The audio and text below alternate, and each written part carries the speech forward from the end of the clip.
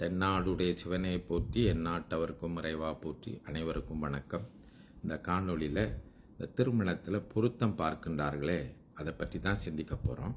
இந்த பொருத்தம் பார்ப்பது என்பது ரெண்டு அடிப்படையில் இருக்கின்றது. ஒன்று சாதக அடிப்படையில் பார்ப்பது, இன்னொன்று உலகியல் அடிப்படையில் பார்ப்பது.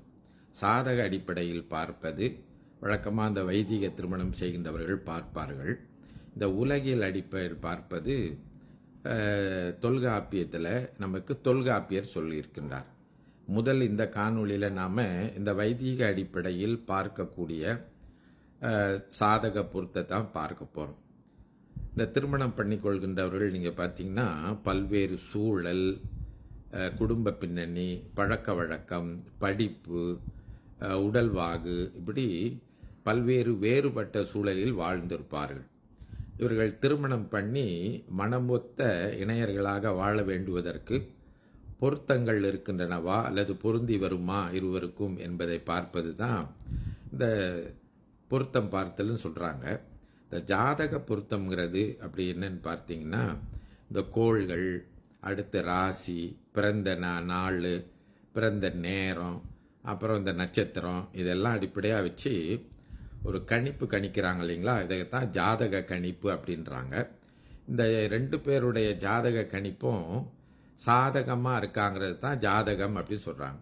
அப்படின்னா இறைவன் திருவருள் ரெண்டு பேரும் சேர்ந்து வாழ்வதற்கு இந்த நாம் சொல்லப்பட்ட இந்த கூறுகள் அடிப்படையில் சாதகமாக அமையுமா என்று முன்கூட்டியே கணிக்கிறது தான் இந்த சாதக கணிப்பு அல்லது சாதக பொருத்தம் அப்படின்னு சொல்கிறாங்க. அந்த அடிப்படையில் பார்த்திங்கன்னா இந்த ஜாதக அடிப்படையில் 21 பொருத்தங்கள் சொல்கிறாங்க. அதில் 10 பொருத்தங்கள் ரொம்ப முதன்மையானதாக கருதப்படுகின்றது. அந்த 10 பொருத்தங்கள் தான் என்ன அப்படின்னு பார்க்க போகிறோம்.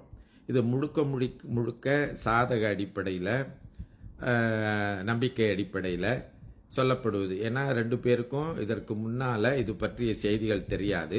சாதகம் என்ன சொல்கின்றதோ அதை நம்பி தான் அவர்கள் இந்த பொருத்தத்தை பார்ப்பார்கள். அந்த அடிப்படையில் முதல்ல தின பொருத்தம் அப்படின்னு சொல்கிறாங்க. அப்படின்னா இந்த ராசிப்படி இந்த நாளில் பிறந்திருக்கின்றவர்களுக்கு உடல் நலம், ஆரோக்கியம்னு சொல்கிறாங்க இல்லைங்களா, அது இப்படியே தான் இருக்கும்.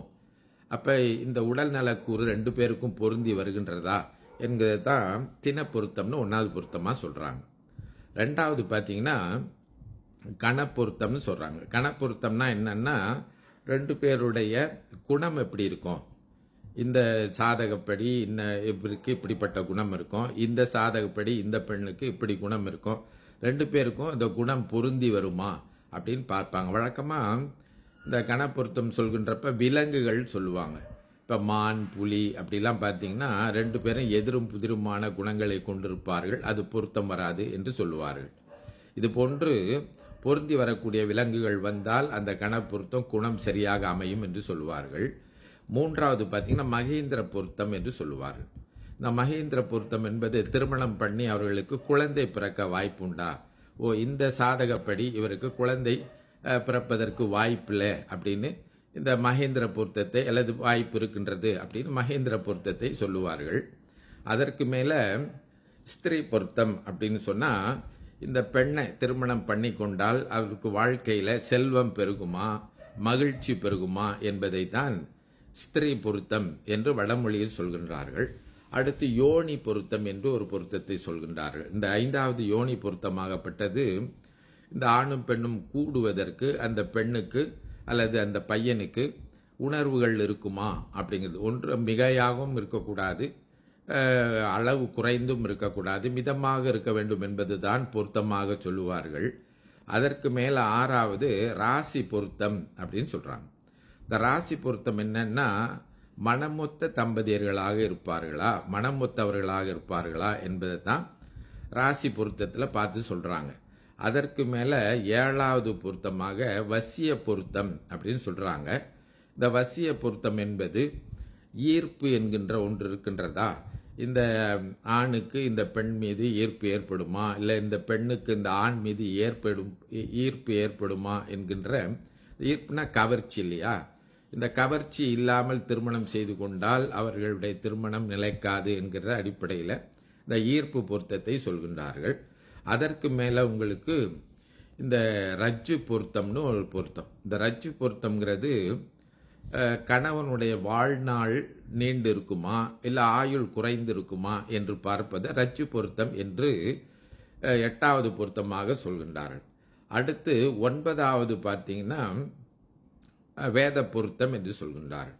இவர்கள் திருமணம் பண்ணி கொண்டால் இவர்களுடைய குடும்பம் அல்லது இல்லறம் எந்த தங்கு தடையுமின்றி சிக்கல்கள் இல்லாமல் சுமூகமாக நடக்குதா, அப்படி வடமொழியில் சொல்கிறாங்களா, அது போன்று எந்த சிக்கலும் இல்லாமல் இயல்பாக இலகுவாக நடக்குதா அப்படிங்கிறது தான் இந்த வேத பொருத்தம் சொல்கிறாங்க. அடுத்து இறுதியாக 10வது பொருத்தமாக ராசி அதிபதி அப்படின்னு சொல்கிறாங்க. இந்த ஒவ்வொருத்தரும் பிறக்கின்ற போது அவர்களுக்கு ராசி சொல்கிறாங்க இல்லைங்களா. அப்போது இந்த மாப்பிள்ளையுடைய ராசியும் பெண்ணுடைய ராசியும் இந்த 2 ராசிக்காரர்கள் என்று சோதிடத்தில் சொல்லப்படுகின்ற இந்த 2 ராசிக்காரர்களும் பகைமை உடையவர்களாக இருந்தால் அது பொருத்தமாக அமையாது. அப்போ இந்த 2 ராசிக்காரர்களும் நண்பர்களாக இருக்கக்கூடிய ராசிகளாக இருந்தால்தான் இவர்கள் திருமணம் செய்து கொள்ள முடியும் என்று சொல்லி இப்படி 10 வகையான பொருத்தம் சொல்லுவார்கள். அதற்கு மேலாக ஒன்று சொல்லுவார்கள். இந்த 10 வகையான பொருத்தத்துக்கும் ஆக மேலே சொல்லப்படுகின்ற பொருத்தம் என்று சொன்னால் மனப்பொருத்தம் என்று சொல்லுவார்கள். அதாவது எப்படி இருந்தாலும் விட்டு கொடுத்து மனம் வைத்தால் பொருந்தி வாழலாம் என்பதுதான் கருத்து. இப்போ இந்த சாதக பொருத்தம் எனப்படுவது, திருமணத்தில் பார்க்கப்படுகிற பொருத்தம் எனப்படுவது முழுக்க முழுக்க இந்த கோள்கள், ராசி, நாள், நட்சத்திரம் இவற்றையெல்லாம் வைத்து பார்க்கக்கூடிய ஒன்றாக இருக்கின்றது. இது மேலே நம்பிக்கை இருந்தால்தான் நாம் திருமணம் செய்து கொள்ள முடியும். ஏனென்றால் இங்கு சொல்லப்பட்டிருக்கிறது எல்லாமே நாம் ஒரு சோதிட அடிப்படையில், ஜாதக அடிப்படையில் கணிக்கப்பட்டு சொல்லப்படுவது. அப்போது நாம் இந்த கணிக்கப்பட்டதை இப்படித்தான் நடக்கும் அப்படின்னு சொல்லி ஏற்றுக்கொண்டு அது பொருந்தது இல்லை அப்படிங்கிறது பார்க்கறது உண்டு. இந்த சாதக பொருத்தம் பார்க்கறதுங்கிறது பார்த்திங்கன்னா பல வேளைகளில் எல்லாரும் ஒரே மாதிரி சொல்ல மாட்டாங்க. இந்த ஜோதிடக்காரர் ஒரு மாதிரி சொல்லுவார், அந்த சோதிடக்காரர் ஒரு மாதிரி சொல்லுவார். சிலர் பொருத்தம்னுவார், சிலர் பொருத்தம் இல்லைன்னுவார். நாங்கள் பார்த்து சோதிடம் பொருத்தம் சொல்கிறாருங்க, இன்னொருத்தர் பொருத்தம் இல்லைங்கன்னு சொல்கிறாங்க அப்படின்னு சொல்லி நீங்கள் பார்த்தீங்கன்னா அதில் பல்வேறு சிக்கல்கள் ஏற்படுவது உண்டு. அதற்கு மேலே இந்த சோதிடம் பார்க்கின்றதுங்கிறது ஒரு அருமையான அறிவியல் கலை. அந்த கலை நன்றாக தெரிந்தவர்கள்தான் அதை சரியாக சொல்ல முடியும் என்று நம்முடைய அந்த சோதிடக்கலை வல்லுநர்கள் சொல்கின்றார்கள். அப்போது சோதிடம் பார்க்கின்ற போது அந்த சோதிடத்தை நம்புகின்றவர்கள் சரியானவர்களிடத்திலே போய் அதை கேட்கின்றார்களா என்று ஒன்று இருக்கின்றது. அதற்கு மேலே அதை சரியாக பார்த்து சொல்கின்றார்களா என்கின்ற 2வது இருக்கின்றது. அதற்கு மேலே இறைவன் திருவருள் படியாக எல்லாம் நன்றாகத்தான் நடக்கும் என்கின்ற சிந்தனை இருந்தால் இந்த சோதிடத்தில் எப்படி இருந்தாலும் அதை மனம் வைத்து வென்று விடலாம் என்றுதான் நம்மவர்கள் சொல்லி வைத்திருக்கின்றார்கள். அந்த அடிப்படையில் இன்றைக்கு இந்த மனப்பொருத்தம் என்பது முதன்மையாக சொல்லப்படுகின்றது. நாம் கூட இந்த சோதிடத்தை அடிப்படையாக கொண்டு நாம் ஒரு கற்பனையில் வாழக்கூடாது. ஏனென்று சொன்னால் சோதிட பொருத்தம் எல்லாம் மிக சரியாக பார்த்து திருமணம் செய்து கொள்கின்றவர்கள் கூட பிரிந்து விடுகின்றதை பார்க்கின்றோம். இப்போ எடுத்துக்காட்டு நம்ம பார்க்குறோம். இப்போ ரஜ்ஜு பொருத்தம்னு ஒன்று பார்க்குறோம். இப்போ கணவனின் ஆயுள் குறைவாக இருக்கும், இல்லை கட்டியாக இருக்கும் அப்படின்னு சொல்கிறோம்.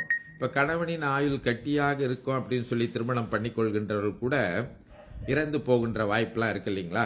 இப்போ குழந்தை பேரே இல்லை அப்படின்னு இப்போ சொல்கிறாங்க இல்லைங்களா. இப்போ குழந்தை பேர் மகேந்திர பாக்கியம் அப்படின்னு சொல்கிறாங்க. இப்போ குழந்தை பேர் இல்லைன்னு சொல்கிறவங்களுக்கு குழந்தை பேர் ஏற்படுகின்ற வாய்ப்பெல்லாம் இருக்கின்றது. அப்போ சோதிடத்தின் மீதில் இருந்து நீங்கள் நம்பிக்கை வைத்திருக்கின்றவர்களாக இருந்தாலும் அதற்கெல்லாம் மேலாக இறைவன் திருவருள் படியாக எல்லாம் நடக்கும் என்பதுதான் நம்முடைய சைவத்தினுடைய கொள்கை. அப்போ நீங்கள் வைதிக அடிப்படையில் சோதிடத்தை பார்த்து திருமணம் பொருத்த பார்த்தாலும் அதில் பெருமானுடைய திருவருளால் எல்லாம் நன்றுதான், நன்று நாள்தோறும் நம்பினை போயரும் என்று நம்முடைய திருமுறை சொல்வது போல, நன்று உடையானை தீயது இலானை என்று திருமுறை சொல்வது போல, வேயுறு தோழிப்பங்களில் கோளறு பதிகம் சொல்வது போல இறைவன் திருவருள் படியாக எல்லாம் நடக்கும் என்று துணிவோடு திருமணத்தை எதிர்கொண்டால் எல்லாம் சிறப்பாக அமையும்.